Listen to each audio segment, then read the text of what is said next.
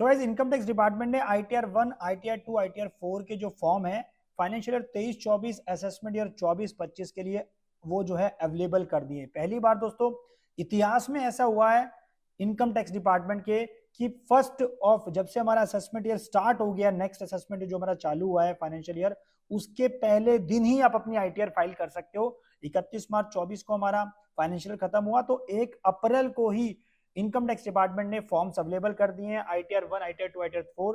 तो गाइज आज की वीडियो में पूरा डिटेल में आपको समझाने जा रहा हूं, सिखाने जा रहा हूं कि कैसे आप ऑनलाइन आईटीआर फाइल कर सकते हो। आईटीआर 1 आपको भरना दोस्तों सिखाऊंगा फाइनेंशियल ईयर 23-24, असेसमेंट ईयर 24-25, जिसके लिए हमारी जो ड्यू डेट है 31 जुलाई 2024 है। और गाइज पहले मैं आपको बता दूं कि अगर आप डिडक्शंस का बेनिफिट लेना चाहते हो तो उसके लिए आपको पता होगा कि आपको जो है डिडक्शंस के बेनिफिट के लिए बिजनेस इनकम आपकी आती है, आपकी बिजनेस इनकम है, तो उस केस में आपको फॉर्म 10 IEA भरना होता है। तो गाइस इसके लिए हमारी ये वाली वीडियो रेफर कर सकते हैं, इसका लिंक आपको डिस्क्रिप्शन में मिल जाएगा, आप क्लिक करके दोस्तों वीडियो देख सकते हैं। चलो मुद्दे की बात करते हैं, तो कैसे आप आईटीआर 1 भर सकते हैं। रिक्वेस्ट करूंगा कि चैनल पर नए हो तो प्लीज वीडियोस को लाइक करें, शेयर करें और मुझे मोटिवेट करने के लिए चैनल को सब्सक्राइब जरूर कर ले, लाल बटन दबा दे ताकि ऐसे वीडियो आपको मिलते रहे और आपसे मिस ना हो। पहले तो ये बता दूं कि जिनका भी आईटीआर 1 भरने से पहले जिनका टीडीएस अभी तक दोस्तों रिफ्लेक्ट नहीं हुआ होगा, क्योंकि हमारे फोर्थ क्वार्टर की जो टीडीएस रिटर्न है वो भी जानी है, राइट, उसका टाइम है और इवन उसकी पेमेंट भी अभी नहीं है। अगर आपका एम्प्लॉयर है, आपकी सैलरी जो टीडीएस कटा हुआ है, तो दोस्तों फोर्थ क्वार्टर का जो हमारा वो 30 अप्रैल तक और 31 मई तक रिटर्न जाती है। तो आप वेट कर सकते हैं अपने फॉर्म 16 के लिए। अगर आपके पास सारी चीजें हैंडी हैं तो कर सकते हैं, वैसे तो दोस्तों आपको भी नहीं करना चाहिए क्योंकि आपके एआईएस में और 26S में फोर्थ क्वार्टर का टीडीएस अभी रिफ्लेक्ट नहीं हुआ होगा। तो वेट करिए, उसके बाद आईटीआर फाइल करिए। But in the mean time कैसे फाइल करते हैं, तो आपको जाना है दोस्तों ई फाइल पे जाना है।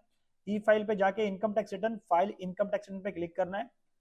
तो जैसे यहाँ पे क्लिक करेंगे तो आपके सामने खुल जाएगा ये डैशबोर्ड, जहां पे आपको असेसमेंट ईयर सेलेक्ट करना है 24-25 यानी करंट की बात हो रही है, और अपना मोड यहाँ पे सेलेक्ट करना है यस।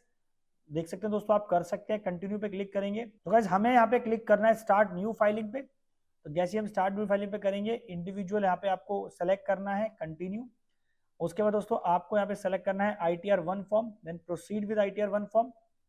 मैं आपको आईटीआर 1 ही भरना सिखा रहा हूँ दोस्तों आज की वीडियो में, कैसे आपको फाइनेंशियल 23-24, असेसमेंट 24-25 के लिए आईटीआर 1 कैसे भरनी है। आपकी सैलरी से इनकम है, आपकी अदर सोर्स से इनकम है, आपका होम लोन है, आपके डिडक्शंस अवेलेबल है, तो दोस्तों सारा कुछ इसमें देखने वाले हैं। लेट्स गेट स्टार्टिंग पे क्लिक करेंगे और गाइस यहाँ पे आपको ऑप्शन सेलेक्ट करना है कि आप अपनी आईटीआर जो फाइल कर रहे हैं किसी भी रीजन से कर रहे हैं। तो मोस्टली केसेस के अंदर हम जो करते हैं कि आपकी टैक्सेबल इनकम जो है वो बेसिक एग्जम्पशन लिमिट से ज्यादा है। उसके बाद आपको कंटिन्यू करना है। कंटिन्यू करने के बाद यहाँ पे दोस्तों आपको ये जो है सारी चीजें इंफॉर्मेशन दोस्तों आपको दे देगा कि income tax return is pre filled based on the information available for the pre filing on e pre fill on the filing, there may be a situation where such information may not be complete. दोस्तों इसमें कहा गया है कि income tax return के अंदर pre fill पहले से ही ऑटोमेट होकर सारा डाटा जो है वो आ जाएगा अपने आप ही, और हो सकता है कि कुछ डाटा उसमें कंप्लीट ना हो, तो इसलिए आप वेट करें। जैसे मैंने बताया था एआईएस टीआईएस को अपडेट होने दे, टीडीएस को अपडेट होने दे, इनकम को अपडेट होने दे, उसके बाद ही कोई एक्शन ले। तो उसको आपको ओके करना है। गाइस सबसे पहले हमारा आता है पर्सनल इन्फॉर्मेशन। तो आपको पर्सनल इन्फॉर्मेशन पे क्लिक करना है, जिसमें हमारी सिंपल सी इन्फॉर्मेशन रहती है कि आपका नाम क्या है, आपका सरनेम क्या है, आपका पैन नंबर, आपका date of birth, Aadhaar number. तो गाइस इसमें आपको खास कुछ नहीं करना है। नेचर ऑफ एम्प्लॉयमेंट आपको सेलेक्ट करनी है, जैसे हमारे केस में प्राइवेट है तो हम अदर्स यहाँ पे सेलेक्ट कर सकते हैं। उसके बाद फाइलिंग सेक्शन आप जो है ऑब्वियसली आपका सेक्शन 139(1), क्योंकि आप ड्यू डेट से पहले अपनी आईटीआर फाइल कर रहे हैं। जैसे हम इसको नीचे स्क्रॉल करते हैं तो यहाँ पे आपको एक ऑप्शन देता है कि do you wish to exercise the option under section 115 BAC sub clause 6, यानी कि आप अगर न्यू रिजिम में जाना चाहते हैं तो गाइस आपको नो ही रहने देना है। लेकिन अगर आप न्यू रिजिम से बाहर आना चाहते हैं यानी कि ओल्ड रिजिम में जाना चाहते हैं तो गाइस आपको यहाँ पे ऑप्शन देगा कि आपको यहाँ पे ऑप्शन जो है सेलेक्ट करना है। और ओल्ड रिजिम के अंदर दोस्तों आपको डिडक्शंस का बेनिफिट मिल जाता है। तो इसलिए दोस्तों याद रहे, जैसे मैंने वीडियो के स्टार्टिंग में बोला था कि अगर आपकी बिजनेस इनकम है और आप डिडक्शंस का बेनिफिट लेना चाहते हो यानी कि ओल्ड रिजिम में आईटीआर फाइल करना चाहते हो, तो उसके लिए आपको फॉर्म 10 IEA भरना होता है। तो आप ये वीडियो हमारी रेफर कर सकते हैं, लिंक आपको डिस्क्रिप्शन में मिल जाएगा। सो गाइस इस पे आपको यस करना है, यानी कि इसका मतलब हम न्यू रिजिम में नहीं जाना चाहते, हम ओल्ड रिजिम के हिसाब से फाइल करना चाहते हैं, क्योंकि जो हमारा न्यू टैक्स रिजिम है दोस्तों वो डिफॉल्ट टैक्स रिजिम है। तो जब भी आप अपना सैलरी की इनकम यहाँ पे जो आईटीआर फाइल करने बैठेंगे तो आपको ये बाय डिफॉल्ट नो ही दिखाएगा, आपको उसको यस करना है। अगर इसके बाद आता है हमारा नेक्स्ट पॉइंट कि आपको यहाँ पे सेलेक्ट करना है अपना जो बैंक अकाउंट है। आप कोई ऐड भी कर सकते हैं, अगर वो दूसरा ऐड करना चाहते हो तो उसको दोस्तों यहाँ पे कंफर्म करना है। तो जैसे हम कंफर्म करेंगे हमारी पहली इन्फॉर्मेशन दोस्तों कंप्लीट हो गई है। ग्रॉस टोटल इनकम आप दोस्तों देख सकते हैं कि हमारी यहाँ पे टोटल सैलरी की इनकम पहले से ही आ रही है, क्योंकि इसमें सारा का सारा डाटा ऑटो पॉपुलेट होके आता है। तो अगर यहाँ पे कुछ क्वेश्चन से आपको जवाब यहाँ पे देने हैं, जैसे सैलरी की एग्जाम्पशन आपको लेनी है, तो गाइस आपको यस और नो में यहाँ पे जवाब देने हैं। तो अपने हिसाब से अपने फॉर्म 16 से मैच करके आप इन सब का जवाब दें कि आपको एग्जाम्पशन लेनी है, मेंटेनेंस ऑफ आपको अलाउंस का एग्जाम्पशन लेना है, लीव ट्रेवल का एग्जाम्पशन लेना है, या मल्टीपल जो जो दोस्तों आपके पास ऑप्शन है वो सारे आपने लेने हैं, या इसका आप स्किप भी कर सकते हैं। तो स्किप अगर करते हैं दोस्तों आपको ये आगे नेक्स्ट उस पर ले जाएगा। तो गाइज हमारे यहाँ पे खुल चुकी है अब सैलरी की टोटल इनकम। आप देख सकते हैं कि इस पर्सन की इनकम आ रही है सैलरी से, इतना अमाउंट है जी, नेट सैलरी हमारी इतनी होगी। डिडक्शन 16, सेक्शन 16 के अंदर स्टैंडर्ड डिडक्शन का बेनिफिट आपको मिलता है 50,000 रुपए का, ओल्ड में भी मिलता है न्यू भी मिलता है। तो इनकम आपकी सैलरी से कितनी टैक्सेबल है अभी 17 लाख रुपए। तो गाइस ध्यान रहे आपकी जितनी भी इनकम सैलरी से है वो आपके फॉर्म 16 से मैच होनी चाहिए, कुछ भी आपको मिसमैच करके नहीं भरना है, ध्यान रहे, अदरवाइज आपको चांसेस है कि नोटिस आ जाएगा। और फेक डिडक्शन दोस्तों गलती से भी नहीं डालनी है। मैंने पिछले साल भी वीडियोस बनाई थी फेक डिडक्शन के ऊपर, फेक रिफंड के चक्कर में लोगों ने फेक डिडक्शन डाल दी, रिफंड ले लिया। तो उस चीज का आप ध्यान रहे, हर चीज फॉर्म 16 से मैच करके आपको डालनी है। अगर आपके पास प्रूफ्स अवेलेबल हैं, आपने अपने एम्प्लॉयर को नहीं दे पाए थे, तो गाइज आप उनका बेनिफिट ले सकते हो जो जेन्युइन केस है।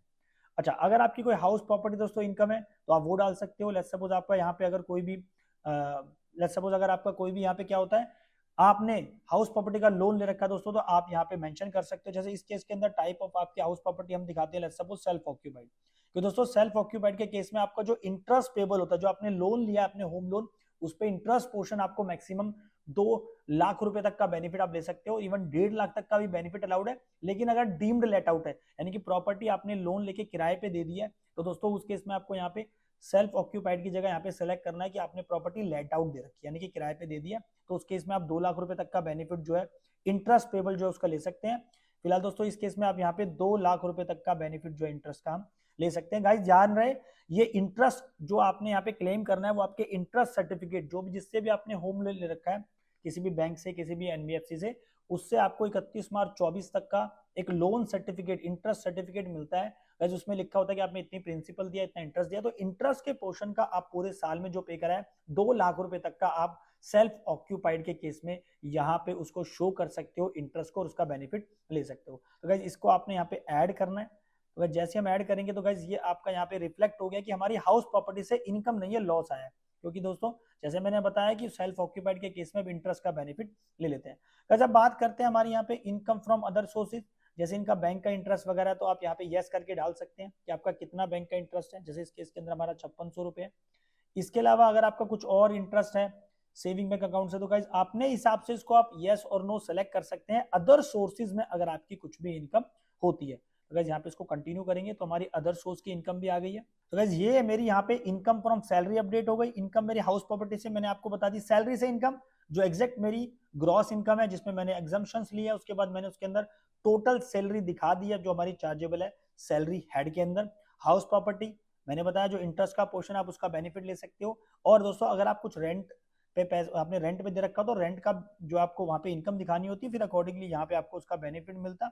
Now let's come to the point. अब बात करते हैं यहाँ पे इनकम फ्रॉम अदर सोर्सेज के बारे में जो मैंने डाल दिया। अब हमारी दोस्तों टोटल इनकम आ गई है, इसको करेंगे हम कंफर्म। गाइस कंफर्म करने के बाद हमारी यहाँ पे इंफॉर्मेशन आ गई है पर्सनल ग्रॉस टोटल हमारी। अब बात करते हैं टोटल डिडक्शंस की। डिडक्शंस में आपको क्या क्या यहाँ पे डालना है।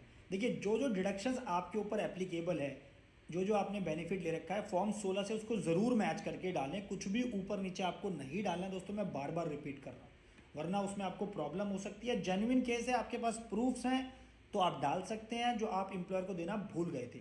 अब आपने कहीं डोनेशन करी हुई है, कहीं आपने पॉलिटिकल पार्टी में पैसा डोनेट करा हुआ है, आपने 80 GG रेंट का बेनिफिट आप ले सकते हैं जो आप रेंट की पेमेंट करते हैं। लेकिन अगर आपको HRA मिल रहा है तो आप रेंट की पेमेंट, रेंट का बेनिफिट नहीं ले सकते हैं। 80C जो सबका दोस्तों फेवरेट सेक्शन होता है, आप उसके अंदर क्लेम कर सकते हो। मल्टीपल PPF के अंदर है, LIC दे रहे हैं, टर्म इंश्योरेंस दे रहे हैं, या आपने कोई 5 साल की टैक्स सेविंग FD करा रखी है, नेशनल सेविंग सर्टिफिकेट है, PF आपका जो जो कटता है वो सब दोस्तों इसके अंदर आपका आ सकता है। जैसे हम इसके अंदर अभी टोटल अमाउंट डाल लेते हैं तो कि हमें पता है इसके अंदर कितना अमाउंट है, ठीक है। इसके अलावा 80D आपके ऊपर एप्लीकेबल है, तो इसलिए दोस्तों आपको शेड्यूल 80D का भरना पड़ेगा। और 80TTA जैसे मैंने बताया कि बैंक इंटरेस्ट की डिडक्शन आपको मिलती है इंडिविजुअल के केस में, अगर आपकी उम्र 60 साल से कम है तो 10,000 तक का आप जो है टैक्स सेव कर सकते हैं, आप डिडक्शन क्लेम कर सकते हैं 10,000 रुपये की इंटरेस्ट आपको जो मिलता है सेविंग बैंक अकाउंट पे। तो गाइज मैंने ये सारे ऑप्शन सेलेक्ट कर लिए, इसको मैंने नो कर लिया, जो हमारे केस में नो एप्लीकेबल हमने उसको यहाँ पे नो कर दिया है। सो गाइज ये भी हमारे लिए नो है और हमारे लिए ये भी नो है, ये भी नो है और ये भी नो है। तो ये अपनी रिक्वायरमेंट के बेसिस पे ऑप्शन सेलेक्ट करें जो जो आपके ऊपर एप्लीकेबल है। कन्फ्यूजन है तो आप दोस्तों हमारी टीम से भी बात कर सकते हैं, कंसल्टेंसी दे सकते हैं, नीचे दे नंबर पे कॉल कर सकते हैं। अब करते हैं कंटिन्यू। तो बस यहाँ पे कंटिन्यू करने के बाद यहाँ पे अब आपको सारे ऑप्शन यहाँ पे खुल जाएंगे। और जैसे आपको पता है डिडक्शन हमें 80C से जो बेनिफिट मिलता है मैक्सिमम 80C में हम 1.5 लाख तक का बेनिफिट ले सकते हैं। लेकिन मेरे पास यहाँ पे दोस्तों ऑप्शन हमारे पास क्या है 80D का, तो मैं 80D में मेडिक्लेम का भी यहाँ पे ऑप्शन डालना चाहता हूँ। तो आप 80D के अंदर दोस्तों मैक्सिमम 1 लाख रुपये तक का बेनिफिट ले सकते हैं। गाइस इसके लिए आप हमारी ये वाली वीडियो रेफर कर सकते हैं, पूरा डिटेल में मैंने 80D के बारे में बताया हुआ है, तो वीडियो का लिंक आपको डिस्क्रिप्शन में मिल जाएगा। अब यहाँ पे सेलेक्ट करना है आपको कि आप जो है सीनियर सिटीजन ये या आप और या आपकी फैमिली मेंबर में कोई सीनियर सिटीजन, येस और नो में आपको जवाब देना है। तो जैसे नहीं है तो जितना इन्होंने हेल्थ इंश्योरेंस प्रीमियम दिया है, इन्होंने 27,600 रुपये दिया तो इसका बेनिफिट लेंगे। लेकिन मैक्सिमम दोस्तों जो इनको बेनिफिट मिलेगा, और पेरेंट्स के लिए आप क्लेम करना चाहते हो तो येस और नो में जवाब दे सकते हो, पेरेंट्स का भी कर सकते हो। फिलहाल एलिजिबल डिडक्शन जो 80D में 25,000 मिलेगी, आप जितना भी अमाउंट उसके अंदर डालते हैं। तो वैसे हमारा यहाँ पे 80D भी हो गया है और 80TTA जो मैंने यहाँ पे डाला था वो डाल दिया है 80TTA। अब इसको करना है आपको कंफर्म।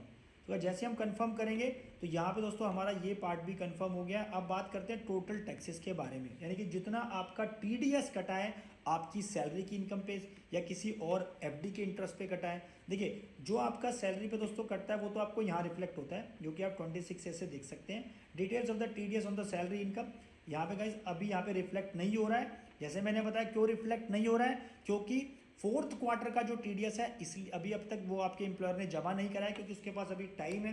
7 अप्रैल तक पेमेंट होती है और दोस्तों जो उसकी रिटर्न फाइल होती है, सॉरी जो फोर्थ क्वार्टर है उसकी पेमेंट आप 30 अप्रैल तक कर सकते हैं और उसकी 31 मई तक हम फोर्थ क्वार्टर की रिटर्न फाइल कर सकते हैं। तो इसलिए आप 31 मई के बाद यानी कि मिड ऑफ जून या जून के फर्स्ट वीक में ही अपनी ITR भरने बैठे, अभी जल्दबाजी ना करें। लेकिन हालांकि मैंने वीडियो बना दी है। उसके बाद आप पे दोस्तों अगर आपका अदर देन सैलरी है तो आप यहाँ पे उसको डाल सकते हैं, सैलरी के अलावा कोई और इनके ऊपर TDS कटा है तो वो भी आप यहाँ डाल सकते हैं। और उसके बाद यहाँ पे आपको करना है कन्फर्म। जैसे कि इसको हम कंफर्म करेंगे तो गाइस ये आपका यहाँ पे दिखा देगा कि आपकी टोटल टैक्स की लायबिलिटी क्या बनती है। तो गाइस हमारा टोटल ये टैक्स लायबिलिटी बन गई है, इसने सिस्टम ने कैलकुलेट कर दिया है। गाइस इसमें काफ़ी सारी इन्फॉर्मेशन जो है ITR जो हमारा फॉर्म है इसके अंदर ऑटोमेट अप होके अपने आप आती है। जो आपका AIS TIS 26 से इसमें इंफॉर्मेशन जाती है वो सब कुछ ऑटोमेट होके आती है। बस आपको ध्यान रहे फाइल करते वक्त आपको उसको मैच करना है AIS TIS से, फॉर्म 26 से और अपने फॉर्म 16 से, और एक्चुअल में आपकी कितनी इनकम है उसके बेसिस पे। तो गाइज यहाँ पे हमारी सारी टोटल आ गई है। अब इस पर्सन की दोस्तों आप अगर देखोगे तो इस पर्सन की जो टोटल इनकम है वो कितनी है 14 लाख रुपए है। तो गाइज 14 लाख रुपए, तो इस केस में अगर ये ओल्ड रिजीम में फाइल कर रहा है जहाँ पे 5 लाख तक का बेनिफिट मिलता है तो इस केस में उसको बेनिफिट नहीं मिलेगा 87 रिबेट का, यहाँ पे 0 हो गया है। अकॉर्डिंग इसका जो टैक्स कैलकुलेट होगा तो उसकी पेमेंट करनी है। एंड दोस्तों पेमेंट करने के लिए अब यहाँ पे हमें क्या करना है, हमें यहाँ पे दोस्तों डिटेल दिखानी पड़ेगी। आपका टोटल टैक्स जो बन रहा है उसकी हमें पेमेंट करनी पड़ेगी। उसके लिए दोस्तों हमें चालान यहाँ पे ऐड करना पड़ेगा, आपने कंफर्म करना है। तो गाइस जैसे ही हम इसको कंफर्म करेंगे तो गाइस हमारे यहाँ पे सारे जो पॉइंट है कंप्लीट हो गए। हम इसको प्रोसीड करेंगे।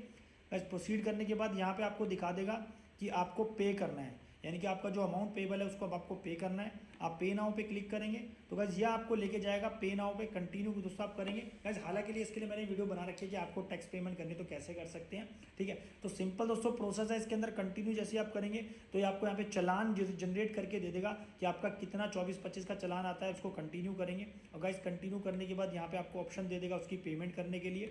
तो गाइस ये तो सिंपल पेमेंट का प्रोसेस हो गया जो आप सिंपली अपने जो भी आपका बैंक है, डेबिट कार्ड, क्रेडिट कार्ड, किससे भी कर सकते हैं। और गाइस उसके बाद लास्ट प्रोसेस हमारा क्या है, इसके अंदर ऑटोमेट ले लेगा वहाँ पे आपकी चालान की डिटेल और फिर आपने सबमिट करना है और साथ में वेरीफाई कर देना है। तो गाइस ये मैंने आपको बता दिया ITR 1 आपको अगर भरना है खुद से कैसे फाइल कर सकते हैं असेसमेंट ईयर 24-25 के लिए। लेकिन दोस्तों ध्यान रहे अभी आप वेट करें और मिड ऑफ जून या फर्स्ट वीक ऑफ जून में ही अपनी ITR फाइल करें।